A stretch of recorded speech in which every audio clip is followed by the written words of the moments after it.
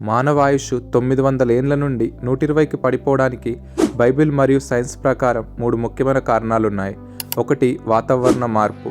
జలప్రలయానికి ముందు భూమి చుట్టూ నీటి పొర ఉండేది. ఇది సూర్యుని యూవీ కిరణాలను అడ్డుకొని భూమిని ఆక్సిజన్తో నింపి ఉంచేది.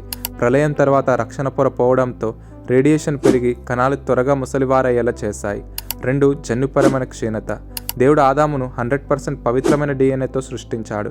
కానీ తరాలు గడిచే కొద్దీ ఆ డిఎన్ఏ కాపీలో మ్యూటేషన్స్ పెరిగిపోయాయి. ఒక జిరాక్స్ కాపీ నుండి మళ్ళీ జిరాక్స్ తీస్తే క్వాలిటీ తగ్గినట్లు తరాలు మారే కొద్దీ మనిషి బలం, ఆయుష్ తగ్గిపోయింది. 3. దేవుని నిర్ణయం. మనుషులు తమ దీర్ఘాయుష్ను పాపం కోసమే వాడుతుండటంతో దేవుడు విసిగిపోయి నరుల ఆయుష్ 120 ఏళ్ళు అని హద్దు విధించాడు. ఆహారం కూడా శాకాహారం నుండి మాంసాహారానికి మారడం మరొక కారణం. కాబట్టి వాతావరణం, జన్యువులు, దేవుని నిర్ణయం వల్ల ఆయుష్ తగ్గింది. ఇప్పుడు మనం ఎంతకాలం బ్రతికామన్నది కాదు, ఎలా బ్రతికామన్నదే ముఖ్యం.